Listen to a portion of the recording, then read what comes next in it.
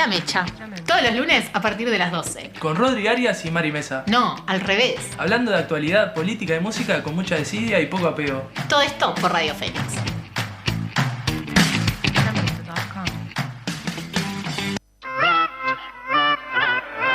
Cuando yo muevo mi cuerpo soy todo un talento. Tú sabes bien si lo bajo, ahí te caliento. Cuando yo muevo mi cuerpo soy todo un talento. Tú sabes bien si lo bajo, ahí te caliento. Dame un trago que apenas voy a empezar. Dame un trago que no voy a parar. Todas las chicas bailando hasta abajo, haciendo el paso de Anita. Cuando tú miras la pista son todas danzarinas.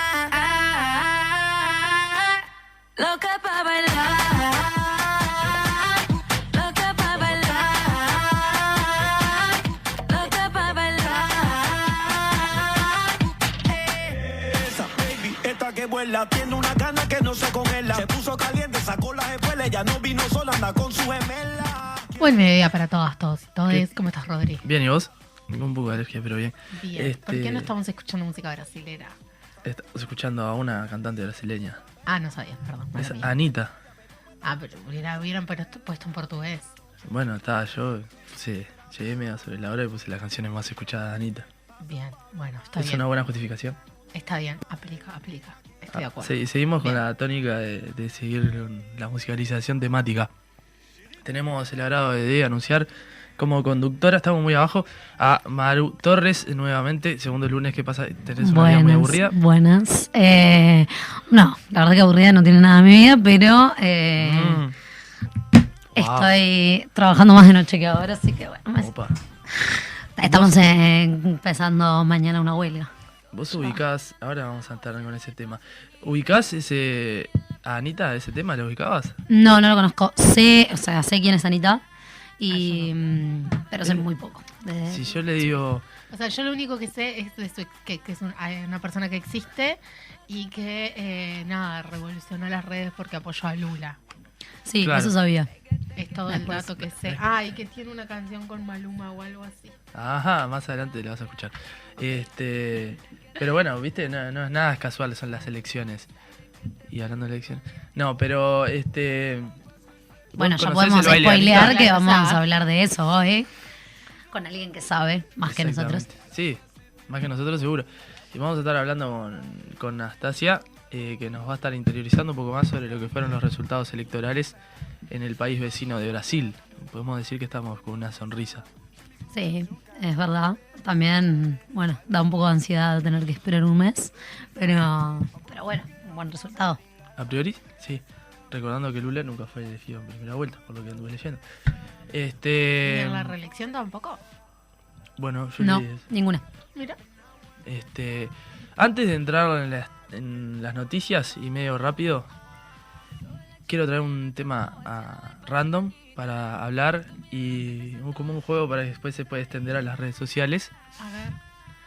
que seguramente ya lo hayan hecho el 95% de los radios, de los programas de radio, que es no palabras que se hayan trascendido de marcas. ¿Entendieron? No entendí. En vez de goma de mascar decimos chicle porque hubo una marca de goma de mascar. Ah, que era tipo chicle y Championes. era Sí, chicle. se fue al lugar Exacto. común, pero es un buen disparador. porque ¿Championes? hay muchos. No, claro, pero fue el primero que me acordé. Calefón creo que viene de ahí también. No se me ocurren muchas igual. ¿Qué Pensemos. tema random aburrido? No, igual, no me o parece sea, aburrido, porque... está- Bueno, la gotita también, medio que se usa un poco. Como... Sí. Ah, claro. La sí, gotita como la concepto. gotita. Sí, como Hay concepto. muchas otras cosas. No sé si hay tantas, pero puede ser. No sé si me parece interesante ponerme a pensar sobre esto en este ¿Borseos? momento. ¿Borseos es una marca? Creo que sí. Me estoy enterando. No, ahora. Borseos es el ¿No es el tipo de bota? Bueno. porque Para mí, tuvimos una discusión hace poco en ese tema. Borseo pero- es el tipo de bota. Es googleable igual, no es como algo que se pueda discutir tanto en profundidad.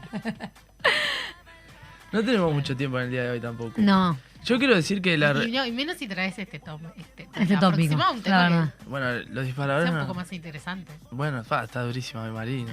Y vos la verdad que estás medio bajo, digamos que... Bueno, es el fin de semana largo.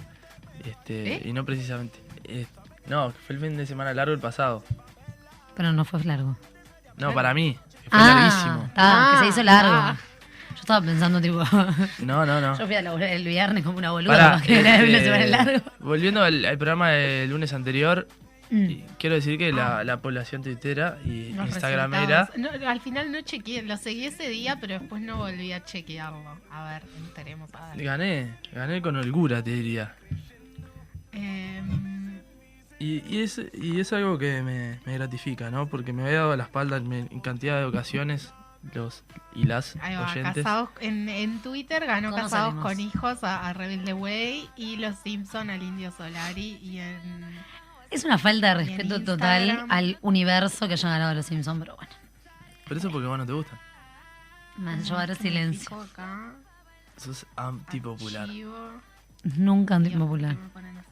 Sí, La el única otro- persona antipopular sos vos. No, el otro día discutimos y cuando tuvimos una reunión de lo que es la producción de este Bueno, programa. no, mirá, en Instagram también ganó Los Simpson al Indio Solari y ganó Casados con Hijos a Rebelde Way. En primera vuelta, ni hablo, tuve que ir. Gané en las dos cosas, en las dos redes sociales. Igual, Realmente insólito la gente. nosotras dijimos que iba a ganar Casados con Hijos. No, obvio, casados con hijos sí. Ese lo redijimos. Dijimos, te va a ganar Ahora Casados dicen con todo, ahora se suben al carro. Hijos. No, yo no dije que me gustara Quiero Casados el con Hijos tape. más que Rebelde Way. Yo dije Quiero el que, tape. bueno, compartí, buscamos el Spotify. Yo dije, va a ganarle Casados con Hijos, seguro. Y Maru se hace selfies. Sí. Bueno, vamos con las noticias porque si no después no nos da el tiempo. Hackearon el Twitter de TV Ciudad y la cuenta compartió publicaciones a favor de Bolsonaro. La directora del canal, Alejandra Casablanca, dijo que se está trabajando en recuperar el control y que se realizará denuncia en delitos informáticos. MB Noticias informó este domingo que fue hackeada la cuenta oficial de TV Ciudad, por lo que el canal se dispuso a utilizar la cuenta de su informativo central durante esta jornada. Tras el hackeo desde la cuenta de TV Ciudad se comenzaron a retuitear contenidos vinculados al actual presidente de Brasil, Jair Bolsonaro, en el marco de las elecciones presidenciales en el país norteño que enfrenta al mandatario con el expresidente Lula da Silva. Bueno, qué raro igual, ¿no? Que haya sido ese hackeo como extraño a TV Ciudad para poner eso. Es como un poco raro, por lo menos. El tópico, que sea al Twitter de TV Ciudad. Pero bueno, ¿Qué estás dejando entrever? Es una pregunta punzante. ¿por qué? Pero no, me parece extraño que haya... No que sea mentira. Digo que me parece extraño hacer todo... No sé qué tan difícil es hackear una cuenta de Twitter, la verdad. Capaz que es facilísimo. Soy pésimo con eso. Pero si hackear una cuenta de Twitter es difícil, hacer todo eso para que TV Ciudad ponga algo a favor de Bolsonaro, Pero la los verdad que resultados- podrían usar el tiempo para algo un poco Sí, mejor. algo que mueva más un poco la aguja. Sí, diría, ¿no? por eso mismo. O sea, me parece que no no es en tiene mucho... detrimento de TV Ciudad, pero... O sea, no tiene mucho sentido, la verdad. No por que sea mentira, sino por el uso que puede llegar a tener. ¿Le O sea, hackearon no. alguna vez alguna cuenta? Por suerte no. A un amigo le hackearon el Twitter una vez, pero lo recupero. Me da un poco de miedo eso, pero A mí nunca una me vez, pasó por suerte. creo que Facebook, porque una vez no pude entrar más y estuve como 4 años sin Facebook. Y ahora tengo Facebook, pero no, me lo pueden Claro, hackear, no va a pasar es lo mismo, no absolutamente te vas a nada. enterar si te lo hackean. No. Pero 4 años, ¿y por qué recuperar una cuarta? No, me hizo uno 4 nuevo. años. Me hizo uno nuevo. Bueno, Por suerte se perdieron documentos que hoy en día me estaría arrepintiendo. Bueno, la diaria. Ginecólogo denunciado por paciente fue suspendido del cargo por 6 meses. Tenía varias quejas anteriores en su contra y una suspensión. Uno de los testigos del caso, el director técnico de la clínica donde sucedían los abusos, declaró que desestimó varios reclamos por tener atención especial con el denunciado. El Ministerio de Salud Pública ratificó en agosto el fallo emitido por el Tribunal de Ética del Colegio Médico de Uruguay en marzo de 2022 sobre la suspensión del ejercicio durante 6 meses como médico ginecólogo a Alejandro Javib, el profesional denunciado por un paciente en diciembre de 2020. Durante la investigación se pudo constatar que el ginecólogo tenía reiteradas denuncias de pacientes en su contra. parece un poco 6 meses de suspensión de la especialidad cuando tiene más de una denuncia, ¿no? Yo quiero creer que es mientras se sigue investigando y que no es la resolución final, pero... No, pero si es el fallo... El fallo emitido por el tribunal. Pero eso es el fallo emitido por el Tribunal de Ética del Colegio Médico de Uruguay. O sea, me imagino que se va a haber llevado a la justicia si había abusos. Bueno, ¿no? sí, eso capaz que sí. Pero digo, lo que está haciendo hace, o sea, ministerios Claro, sí. Sacarlo de cargo parte solamente la por 6 justicia, meses. Claro. Sí, la verdad. O sea, y qué fuerte que se tenga que, cada vez que se terminan saltando esas cosas, siempre había denuncias previas, ¿no? Y que no se hayan, que se hayan desestimado. Bueno, turno de seguir Montevideo Portal. Llévame a la Ciudad Paraíso, que pidió Guns N' Roses para dar a su show en el Estadio Centenario. Lista completa de los requerimientos de la banda de Axl Rose y Slash antes de su arribo a Montevideo. La banda norteamericana de rock pidió 100 habitaciones y más de 30 camionetas a disposición del grupo. Para su catering, un numeroso equipo de cocineros tuvo que preparar un buffet para 150 personas que incluye ensaladas, carnes y comida típica uruguaya. Para el show en el Estadio Centenario se requirieron 16 camiones y más de 500 personas para el armado del escenario y 300 metros cuadrados de pantallas y funcionamientos de sus medidas de seguridad. Me parece recontra normal todo lo que Salado. pidieron. 100 habitaciones. Y sí, ¿Qué? Es vienen un con show un equipo de unas increíble, 150 o sea, personas. gigante, claro. O sea, no vienen solo ellos, o sea, son ellos y todo el equipo, o sea, todo, desde debe vestuaristas, tener, claro, maquilladores, debe haber cuartos especiales para guardar sus ropas y sus cosas. Instrumentos, Cuartos para la gente, cuartos para técnicos, los instrumentos, claro. cuartos para las cosas técnicas, cuartos para la ropa, cuartos para, o sea, Para hacer más vivos. los cuartos de ellos y los cuartos de cada uno del equipo también. es Axl Rose, o sea, ¿Quién medio es Axl Rose? medio que puede pedir lo que quiera, o sea. Ah, ¿son team Lo que- los Guns N' Roses? A mí me gustan, me hubiera gustado ir, creo. ¿Sí? Sí, no iba a pagar lo que salía. Están medio hecho. Sí, bueno, está medio que es como una señora anciana Pero ahora. igual Axel ahora está mejor que cuando vinieron la vez pasada, Sí. ¿no? O sea, porque cuando vinieron la vez pasada fue tipo uno de Papelón. los puntos bajos de Axel Rose. Sí. Sí, fue papelonero. Y también ahora vino con toda la banda, ¿no? ¿Cómo estuvo la Sí, convocatoria? claro. Estaba todo lleno, creo. Creo que sí. No sé. Además, ni la comida es rara, o sea, a menos que vayan a... O sea, ensaladas, carnes y comida típica uruguaya. No O sea, ¿te fueron a parece tomar raro agua de que la te canilla pidan con el un Lobo chivito? Núñez. No fueron a tomar agua de la canilla con el Lobo Núñez. El comparativo de Guns N' Roses es Rolling Stone, el clásico. No. ¿Quién es? ¿Quién es el clásico de los Guns? No sé, de los Guns no sé, pero los los Rolling Rolling es los es de los Beatles, obvio. No, pero O sea, digo el pero estilo pensar las musical. generaciones, no, pero porque Pero vos por te- generaciones y por pero es por gente. generaciones, no por estilos. Cuando vos rivalizás dos bandas, es porque comparten una misma Los Rolling y generación. los Beatles son el Claro, clásico. son de la misma generación, entonces como que el público se dividía y era como, ay, no, si a mí me gustan los Beatles, no me gustan los Rolling, y si, o sea, Los Rolling. ¿Y quiénes son? básicamente. ¿Quién es? No, no sé. ¿YouTube? ¿En menor medida? No sé. Pero son de la misma Para mí época. no. Son de la misma época. Es que para mí no hay tan un clásico de los Guns. No, creo que no. Tipo, capaz que sí, hay gente que sabe mucho más que yo, la verdad. Sí, hay gente que de como te esto. dice así, tal Pero banda, descubrí pero acá un creo nicho que no. son bastante. Que les agrada bastante Guns N' Roses. Pensé que iba a ser más detractor. No, A mí para no me nada. gusta. Bueno. Yo Yo entre, no los, conozco Beat- mucho, entre pero- los Beatles y los Rolling me quedo con los Beatles.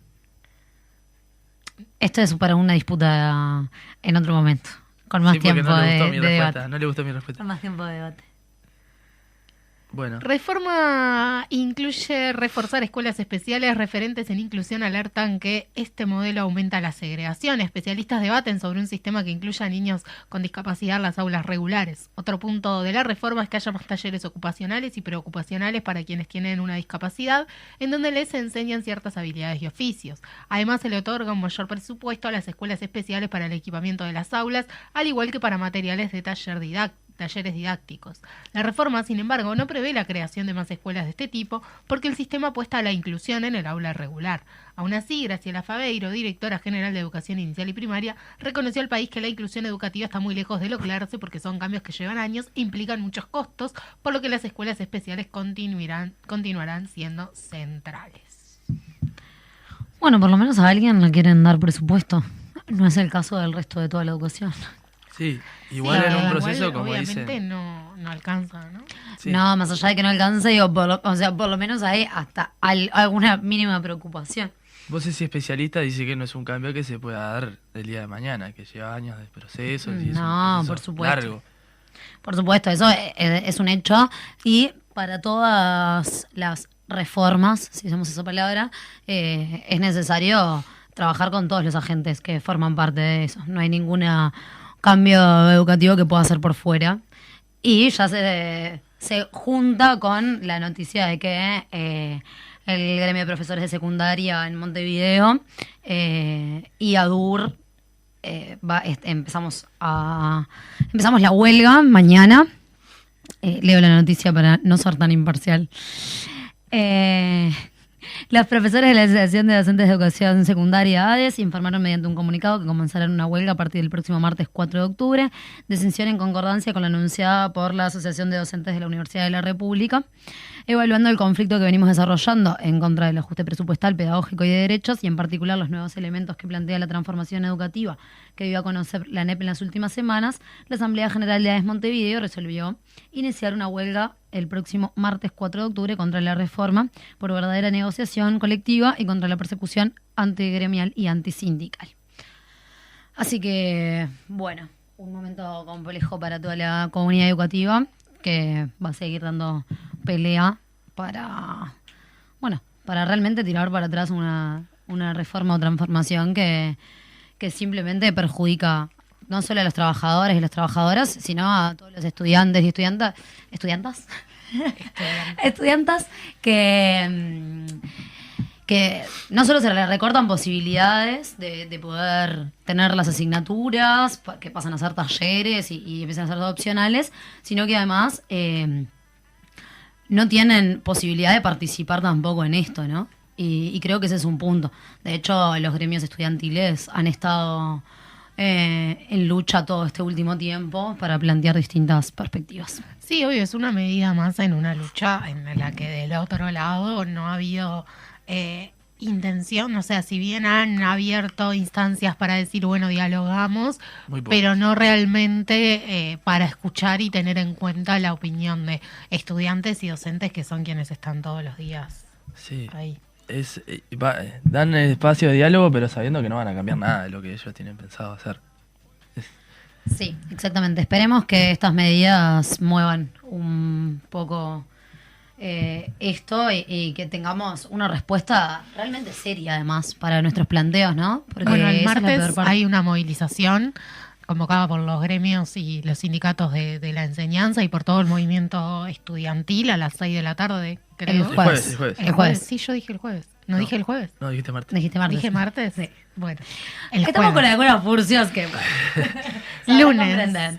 No, igual... Es el jueves y es importante participar porque es algo que nos incluye a todas y afecta al futuro del país. Entonces está bueno apoyar la lucha que están dando los distintos actores de la educación en todos sus niveles. Y si hay algo para destacar y para decir dentro de toda esta malaria general que estamos hablando, es que siempre es bueno ver al estudiantado organizado y a la intergremial trabajando en conjunto para tratar de solucionar algunas falencias que está teniendo el gobierno.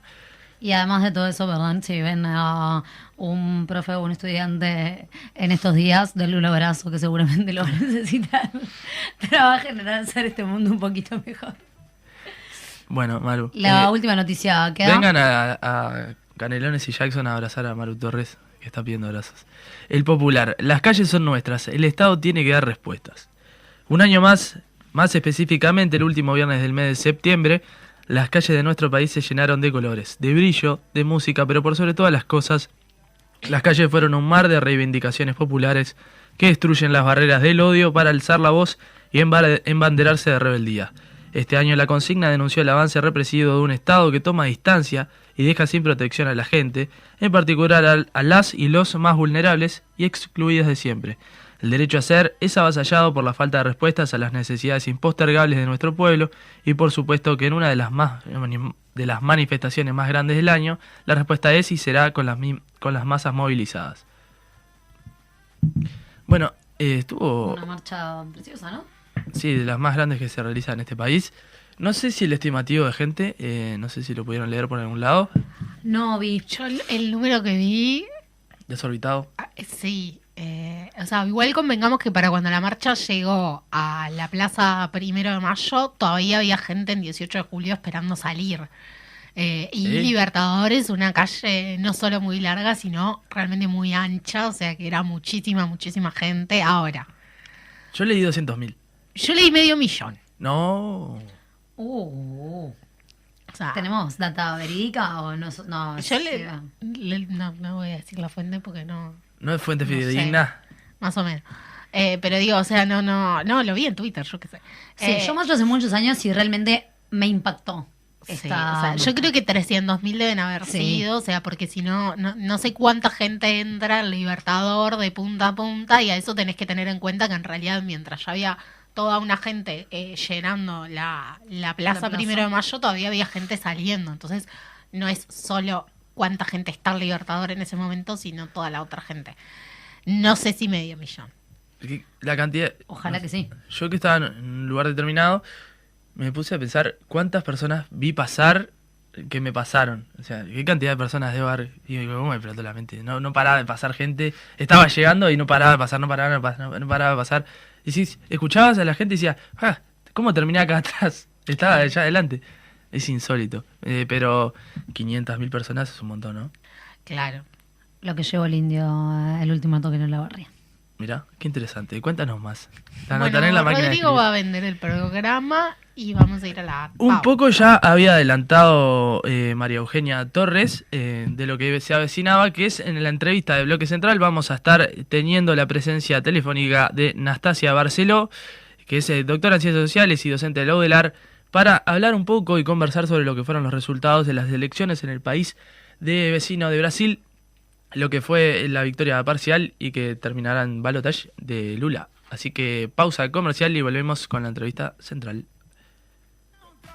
Que apenas voy a empezar, dame un trago que no voy a parar. Todas las chicas bailando hasta abajo, haciendo el paso, la Anita. Cuando tú miras la pista son todas danzarinas. Loca pa' bailar.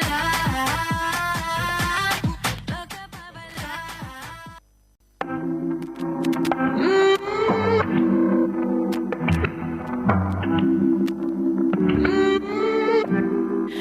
Dime cómo hacemos.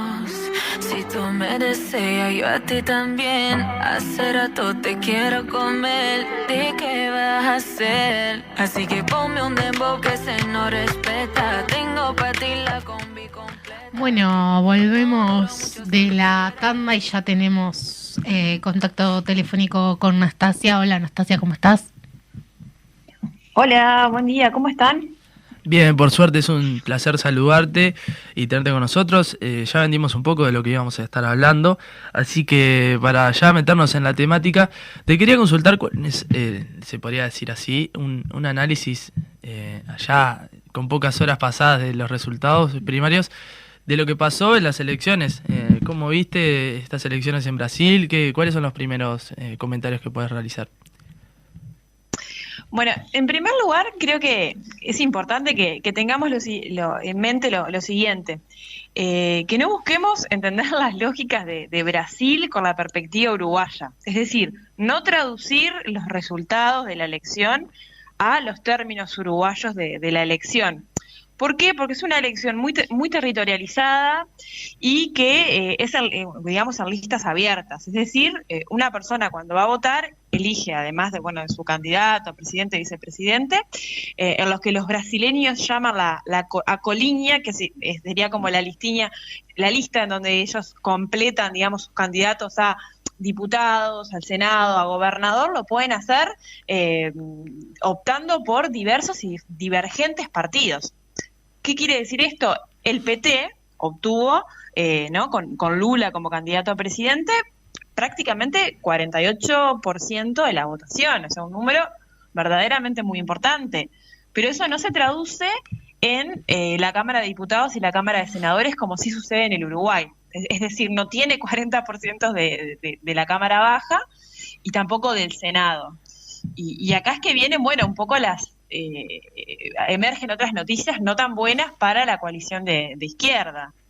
Si miramos cómo quedó distribuida las diferentes bancadas, en el caso de diputados, vemos que los partidos asociados al bolsonarismo, como el propio Partido Liberal, que apoya la candidatura de Bolsonaro directamente, creció bastante, tiene 99 diputados, y de la elección pasada creció 23 bancas.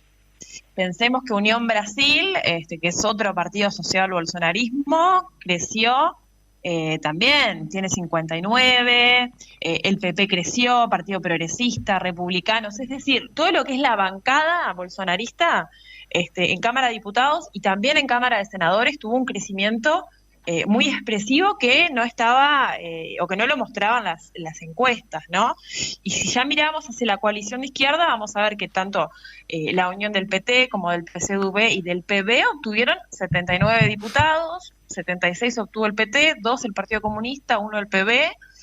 Después tenemos otros partidos menores que forman parte, digamos, de esa gran coalición de izquierda. Pensemos en PSOE y en Rede, que obtuvieron 14, el PCB, que obtuvo 14 también, el PDT, que es el partido de Ciro Gómez, obtuvo 17. Es decir, si unimos a todos los partidos de izquierda, ¿no? Con esa coalición, además de la coalición que formó, digamos, Lula para gobernar, llegan a aproximadamente 130 diputados. Que esto es un quinto de la Cámara de Diputados. Entonces es muy difícil, pensando en la segunda vuelta que tendremos en un mes, pensar, bueno, Lula llegará, es muy probable que gane en segunda vuelta porque tuvo una diferencia de 5 puntos, pero bueno, a la hora de gobernar será muy complicado verdaderamente, muy difícil, porque no llega a tener un tercio de la Cámara de Diputados, que es lo que necesita previamente para frenar, por ejemplo, un pedido de impeachment. Entonces estamos en una situación política que me atrevo a decir que es muy compleja, incluso es más compleja que la elección anterior en la que Bolsonaro resultó electo presidente, en términos del poder legislativo. Buenas, ¿cómo estás? Acá Maru. Te quería hacer una pregunta. Sí. En realidad venía como en esta línea. Quiero saber, porque no tenía tan claro ahora lo que estabas diciendo, en el periodo pasado, o sea, el gobierno de Bolsonaro, ¿cómo estaba distribuido? O sea, para Bolsonaro tenía más que ahora. ¿Cómo se dio en esa división? Gobernando Bolsonaro, diputados y senadores. Sí, en la elección anterior, en 2018, Bolsonaro gobernando tenía menos diputados y menos senadores. En esta elección, por ejemplo, la bancada del PL, que es su partido, ¿no? El partido que lo lleva, es su lema, obtuvo 23 bancas menos. 23. Y otros partidos que forman parte, digamos, de esa amplia coalición que forman un movimiento bolsonarista de ultraderecha, también obtuvieron más bancas. Pensemos en Unión Brasil, que es un partido, en realidad es un partido nuevo, es la unión de dos partidos que ya apoyaban a Bolsonaro y que forman un lema, obtuvieron 8 bancas más.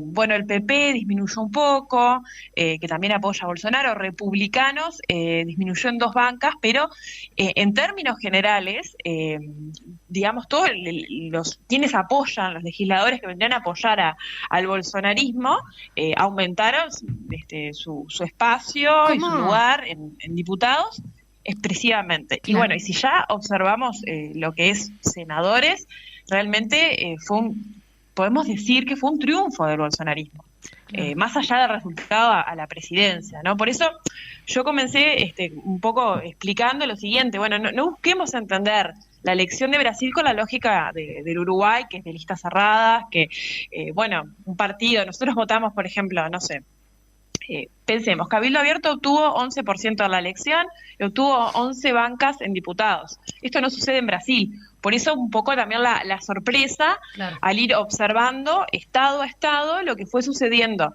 tanto para diputados, para senadores, como para los gobernadores, ¿no? Allí vemos que, bueno, el PT mantuvo cierta hegemonía en la región nordeste, pero si observamos al resto de Brasil, realmente está muy comprometida la izquierda. Sí, lo que es el centroeste de Brasil, lo que es al norte, ahí pensando que, por ejemplo, en el estado de Amazonas, de Pará, de Tocantins, el bolsonarismo tuvo un triunfo en los gobernadores. Y me imagino, no tuve tiempo de observar las cámaras estaduales, ¿no? Las cámaras, digamos, de los gobiernos de los estados. Imagino que también estarán conformadas por sectores de derecha. Pensemos en estados relevantes para la federación. Por ejemplo, y ahí con esto cierro, en San Paulo, realmente, de acuerdo a lo que decían las pesquisas de intención de voto, Haddad estuvo muy por debajo. Haddad es el candidato del PT, que fue candidato a presidente, de lo que se anunciaba, ¿no? Y Tarciso, quien es candidato de Bolsonaro, anduvo mucho mejor de lo que se esperaba también. ¿Cómo se explica ese aumento de apoyo a Bolsonaro en lo legislativo y no a su figura hacia la presidencia? O sea, eso es a través de cruzado en estas listas abiertas que vos decías, de gente que capaz votó a Lula a la presidencia, pero a candidatos bolsonaristas a las legislativas.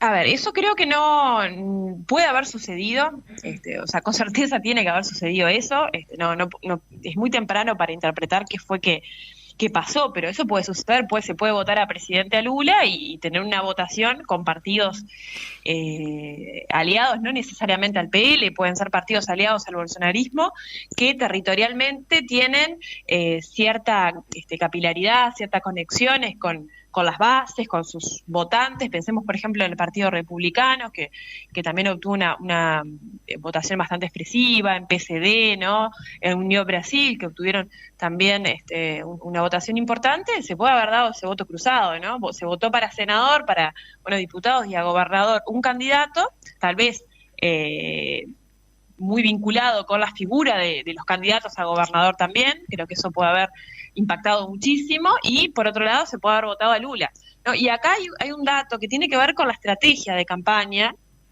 de la coalición de izquierda. En muchos lugares el PT dejó de tener candidato. Cuando nosotros vemos, por ejemplo, los candidatos al Senado y quién ganó, quién perdió, o sea, quién se eligió, no era un senador por estado, porque se renovaba un tercio de la Cámara de Senadores, vemos que muchas veces el PT no tiene candidatos, ¿no? Y eso nos da la pauta de que, bueno, tal vez se asoció esto con, se cruzaron votos, puede haber sucedido eso. Realmente es un fenómeno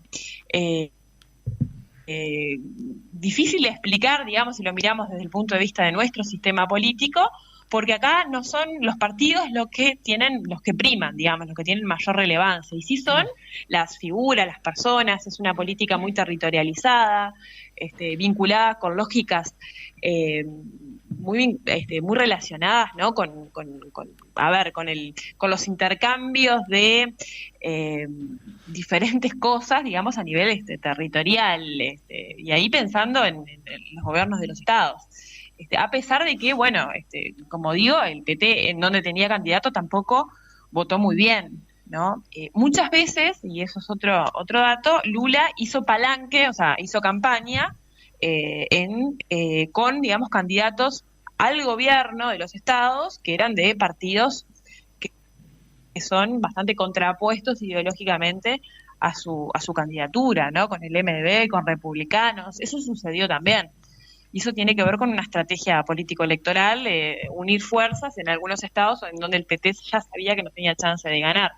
Esto también puede haber causado, ¿no?, la ausencia del PT en algunos estados, en algunos territorios, el aumento expresivo de votos a Bolsonaro a la presidencia, que tampoco se esperaba y tampoco estaba previsto en ninguna encuesta de intención de voto.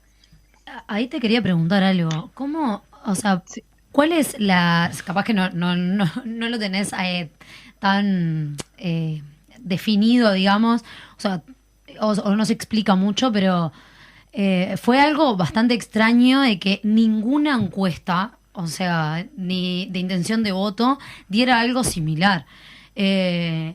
Tanto encuestas más vinculadas con la izquierda como de la derecha, ni las del PT, o sea, nadie daba este panorama. ¿Cuál es la explicación que se le puede dar a eso? ¿El formato de las encuestadoras? ¿Cuál es la explicación que le encontrás a eso? Mira, realmente no, es muy difícil interpretar lo que sucedió con las encuestas. Hay que revisar, me parece que hacer una revisión, no sé, general de las metodologías, de la aplicación de tendencias, porque ninguna encuesta, como tú dices, dio un resultado siquiera que se aproximara a lo que sucedió finalmente en las urnas, ¿no?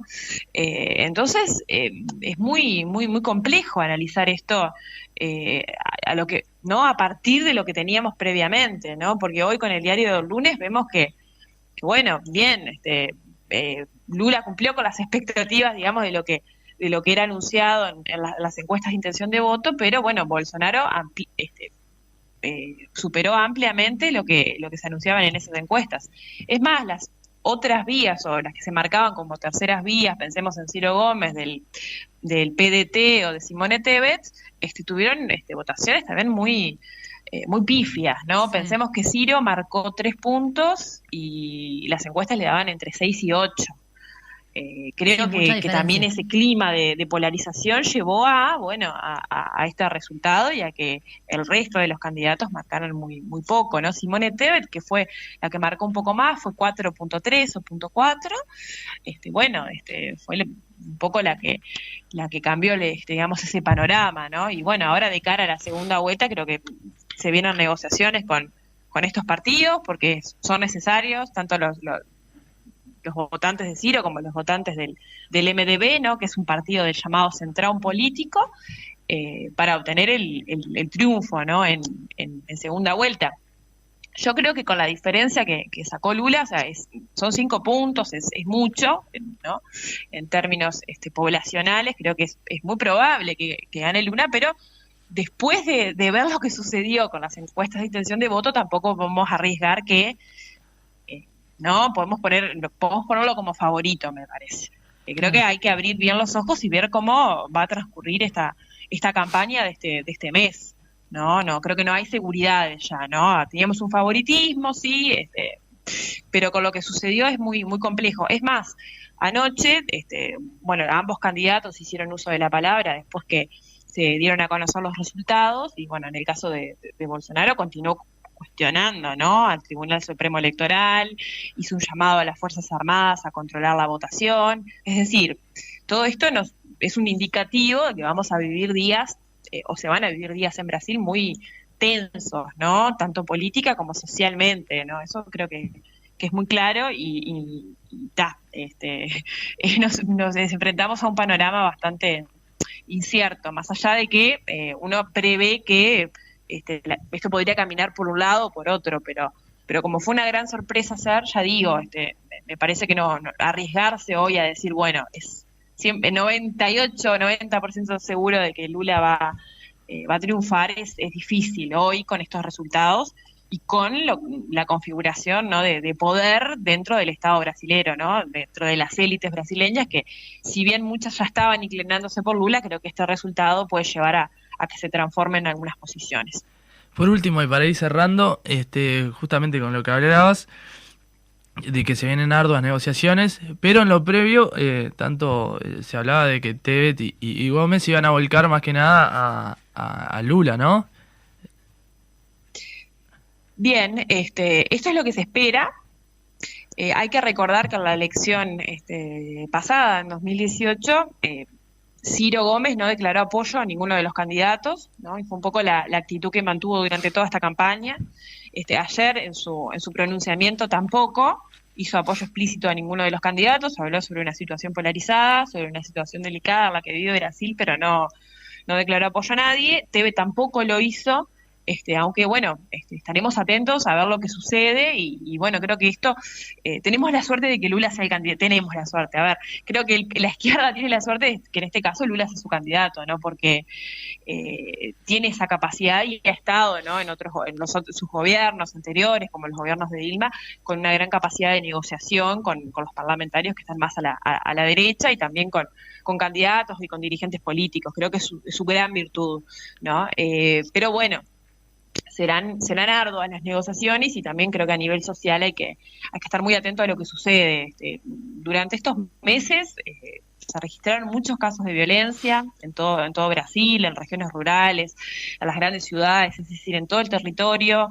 El Observatorio de la Violencia en Brasil registraba entre 200 y 250 denuncias sobre violencia política, más de 45 homicidios, es decir, un país muy violento con los medios de comunicación, con la prensa, esto de parte incluso del propio presidente de la República actualmente, con una actitud bastante dura y que, bueno, un detalle acá para cerrar, hablando sobre el tema de las encuestas, dijo, bueno, habría que prohibirlas, eso lo dijo anoche, y eso, bueno, realmente es una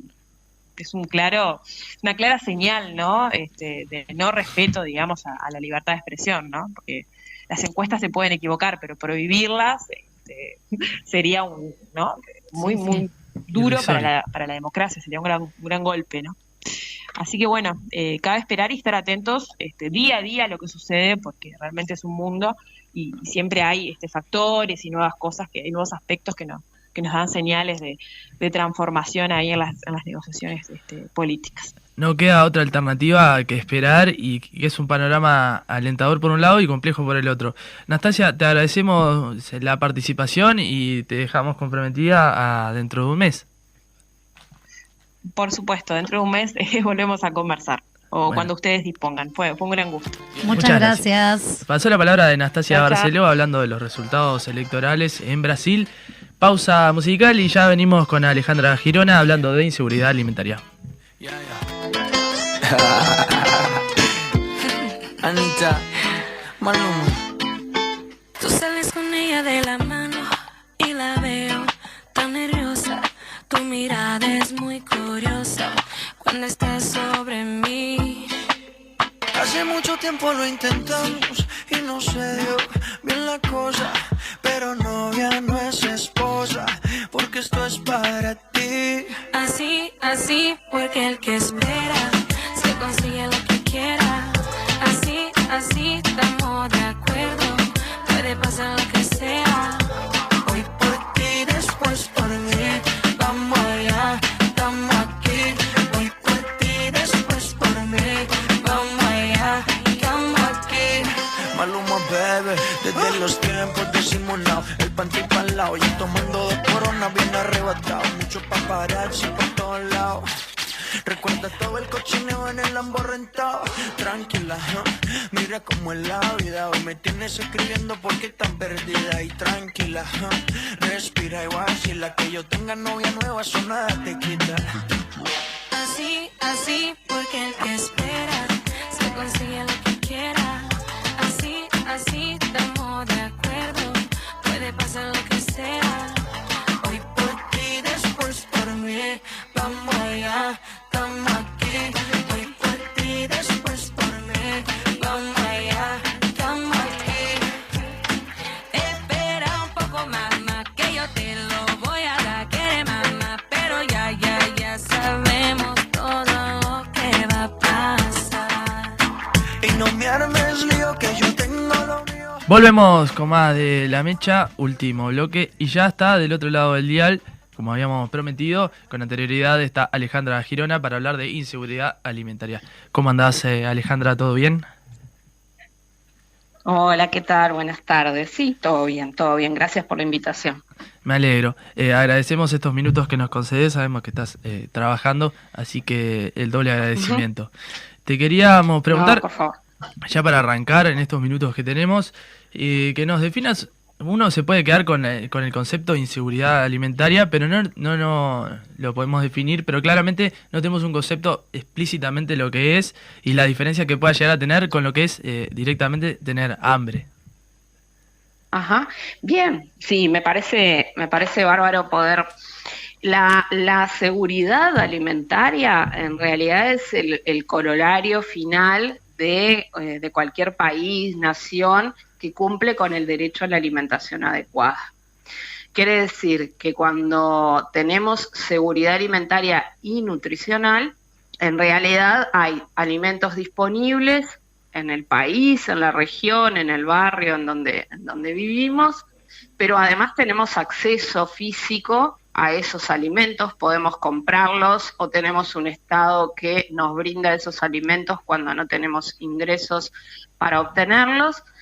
También la seguridad alimentaria y nutricional habla de aspectos vinculados al consumo de esos alimentos y además a las condiciones de vida que rodean a ese consumo. Si tengo agua, si tengo una cocina, si tengo saneamiento, la calidad de la vivienda.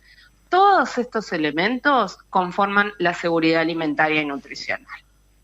Cuando las personas no pueden acceder ¿sí? regularmente a suficientes alimentos que nos permitan tener una vida activa, digna, saludable, ¿sí? empiezan a experimentar inseguridad alimentaria. ¿Ah? Y hay diferentes grados o niveles de inseguridad alimentaria. Hay un grado de inseguridad alimentaria que es leve, que es cuando cada uno de nosotros empezamos a tener preocupaciones acerca de la capacidad que tenemos para comprar o obtener alimentos, ¿sí? Después hay un grado más moderado en donde la calidad, la variedad de esos alimentos se ve comprometida, ¿sí? Después hay un grado en el cual empiezo a reducir la cantidad de alimentos y a saltearme algunas comidas. Y en el grado más extremo es cuando empiezo a hablar de hambre, cuando ya paso, ¿sí? tiempo sin poder comer y donde tengo esa sensación que muchas veces se discute cómo la mido, pero que es una sensación bien subjetiva, pero que hace a que una cosa es que yo hoy diga no voy a almorzar porque no quiero, y otra es que realmente empiece a no tener alimentos para comer y empiece a sentir hambre. ¿Ah? Entonces, si cualquiera de ustedes ahora tiene sensación o ganas de comer, va a ir a la panadería de la esquina o va a ir a su casa y va a cocinar. El problema es cuando yo no puedo ir a la panadería porque no tengo dinero, no, en mi casa no tengo alimentos, y esto empieza a estar presente muchas veces a lo largo de mi vida o del año. Entonces ahí es cuando hablo de hambre. Pero lo importante es esto, resaltar que antes de que exista hambre ya hay, ¿sí? diferentes grados de inseguridad alimentaria que tienen que ver cuando me empiezo a preocupar hasta cuando empiezo a cambiar la variedad de lo que como.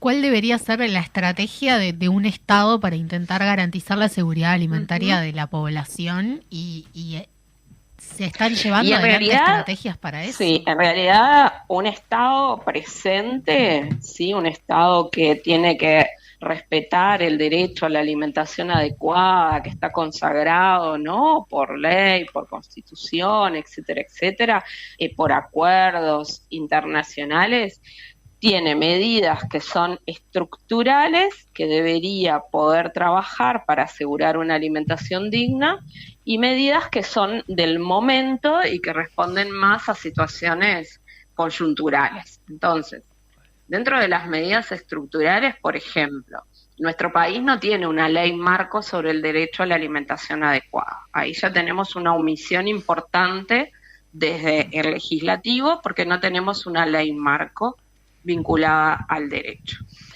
Luego, obviamente que cuando uno repasa las situaciones de pobreza y desigualdad en el Uruguay, dice, bueno, yo no puedo asegurar la alimentación si no erradico la pobreza y reduzco desigualdades. Luego digo, bueno, además debería poder subsidiar a que los sectores más vulnerados puedan acceder a alimentos saludables. En Uruguay, alimentarse saludablemente es muy costoso. De hecho, nosotros venimos calculando desde la UDELAR, desde nutrición, que aproximadamente para poder consumir todos los alimentos, los grupos necesarios para tener una vida digna, tiene un costo de 8.630 pesos por mes por persona. Entonces, un hogar que en donde viven 3 individuos mayores de 2 años, estamos hablando de que solo para alimentarnos saludablemente necesitamos disponer de unos 26.000 pesos, sin contar la energía que necesito para cocinar ni el transporte para ir a comprar, ¿no? Solo de materia prima estoy necesitando un hogar de 3 individuos, 26.000 pesos. Por lo tanto, si yo no subsidio alimentación, en especial para los sectores más vulnerados, para los sectores en los cuales los salarios están muy por debajo de esto, es difícil poder avanzar. Y luego sí, obviamente que tenemos un montón de otras medidas que se hacen en tiempos de crisis, como transferencias monetarias, como entrega de canastas de emergencia, ¿no? Pero que bueno, que son medidas justamente para el momento. Si no se va a fondo, ¿no?, con otras medidas, es difícil poder avanzar. Yo te quería consultar, y teniendo en cuenta esto que estabas hablando, sobre si el gobierno no se ha descansado en estas medidas como para solventar lo que es la inseguridad alimentaria en lo que son las ollas populares, y hablando sobre eso, sobre si no hay una limitante en la cantidad de alimentos que puede proveer INDA a las ollas, y lo que se les brinda también a esa población que tiene esa inseguridad alimentaria. Bien, a ver, las ollas son un fenómeno que no surge solo en tiempo de pandemia de COVID, sino que realmente en la historia del Uruguay han estado presentes, que están muy vinculadas a los movimientos sociales, sí, a las comunidades, a los movimientos barriales, y que siempre se han generado, obviamente, como en efecto de esto de solidaridad frente a la falta de alimentos de mi vecino, mi vecina. Y eso está muy bien, ¿no?, como espacios de reivindicación. Lo que pasa es que cuando estas ollas empiezan a ocupar espacios que el Estado, por diferentes motivos, no logra cubrir la alimentación de tantas personas, es donde, bueno, ahí está la falla. El Estado tiene los recursos como para poder cubrir la alimentación, los recursos técnicos y económicos, como para poder cubrir la alimentación de los ciudadanos que no lo pueden hacer. Ahora, no debemos olvidar que cada uno de nosotros tiene el derecho de poder comer en mi casa, ni siquiera tener que asistir a un comedor. Todos nosotros deberíamos poder, en nuestra casa, en nuestro hogar, poder decidir qué comer, con quién comer, dónde comer, ¿sí? Cuando esos derechos no se cumplen, estamos en verdad frente a graves problemas vinculados al derecho a la alimentación adecuada. Entonces, las ollas no pueden sostener, porque además lo que se genera a lo largo del tiempo es un desgaste muy importante de quienes la sostienen, ¿tá? Porque sostener una olla no es sencillo, requiere de cocinar, de obtener esos recursos, de una infraestructura que no siempre se tiene para cocinar, entonces depender muchas veces de las donaciones. Eso no está bueno que suceda. Realmente el Estado debería buscar mecanismos a través de comedores, a través de mejorar las transferencias monetarias, en definitiva de un montón de medidas que permitan que cada uno de nosotros podamos comer en nuestro hogar. Entonces, pedirle a las ollas más de lo que están dando no parecería ser el camino.